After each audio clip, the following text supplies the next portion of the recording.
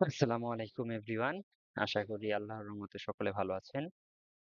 তো গত ভিডিওতে আমরা স্টুডেন্ট মডিউলের স্টুডেন্ট ডাটা আপডেট কিভাবে করতে হয় তা দেখলাম। আজকে আমরা চলে যাব দ্বিতীয় মডিউলে, teacher.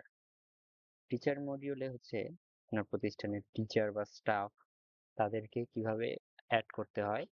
First of all teacher ম্যানেজমেন্টে যাওয়ার আগে আমরা আগে সেট আপে যেয়ে নিই যে আমি সেট আপ অপশন হচ্ছে ডেজিগনেশন ডিপার্টমেন্ট।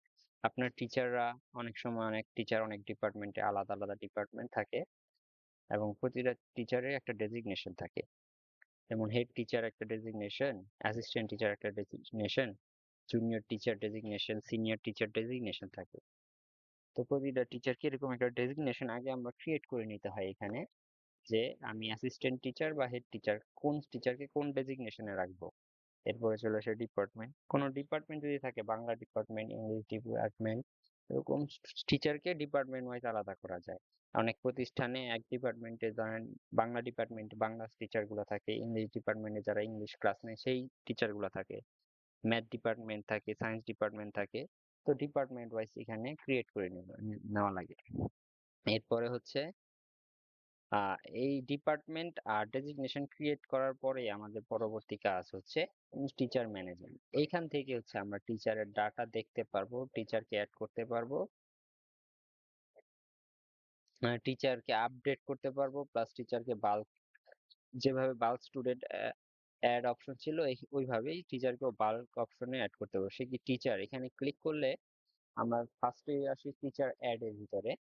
তো এখানে ওই সিঙ্গেল এন্ট্রি, যেভাবে সিঙ্গেল স্টুডেন্ট অ্যাড করা ওইভাবে সিঙ্গেল টিচার অ্যাড করার অপশন, তার নাম, বাবার নাম, মার নাম। এখানে কম্পালসারি বলতে কিছু সব ইনফরমেশনই দেওয়া লাগে মোটামুটি।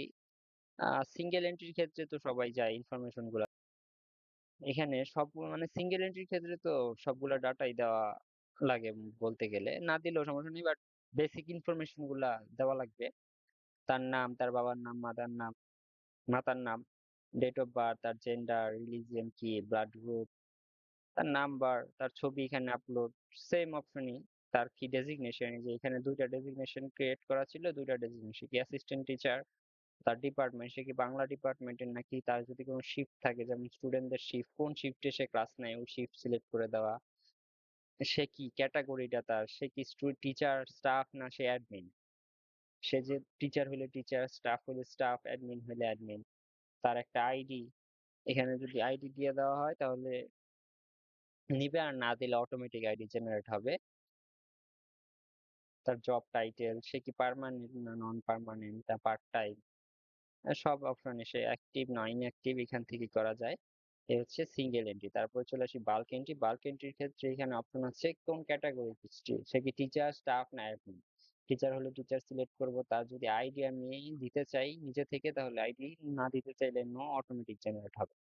আর কতজন টিচার, যদি 10 জন টিচার হয় 10 জন এখানে প্রসেস দিয়ে অ্যাড দিলে 10 জনের চলে আসবে।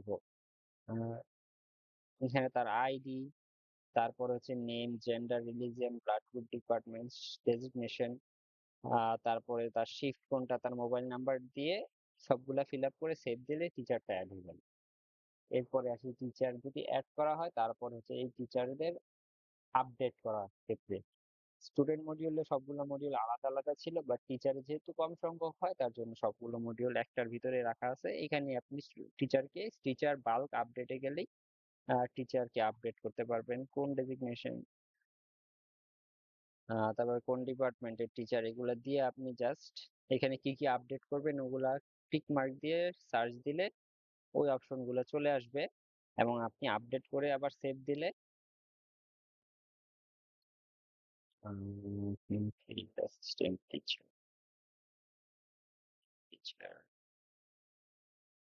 আচ্ছা এখানে আমি ফিল সিলেক্ট করে নিই, তার কি কি চেঞ্জ করব ওগুলা ক্লিক করে নিতে হয়। তার আমি কি কি চেঞ্জ করব সার্চ দিলে এই যে টিচারে আসছে। এখন আমি এগুলা চেঞ্জ করে তার আর নাম চেঞ্জ করে, তার জেন্ডার যদি থাকে, তার নাম্বার, এগুলো আমি যা যা সিলেক্ট করব ওগুলা এখানে এবার আমি কার্ডটা আপডেট করব, তারটা সিলেক্ট করে জাস্ট আপডেটে দিলে তার ইনফরমেশনটা আপডেট হয়ে যাবে। এই হচ্ছে টিচার আপডেট। বা টিচার মডিউলের সমস্ত সেটআপ একটার ভিতরেই আছে। এইভাবে আপনি টিচার অ্যাড করা, টিচারকে আপডেট করা, টিচারের ডেজিগনেশন সেভ করা সব করতে পারবেন। আশা করি সকলেই বুঝতে পারছেন। ভালো থাকবেন। আসসালামু আলাইকুম।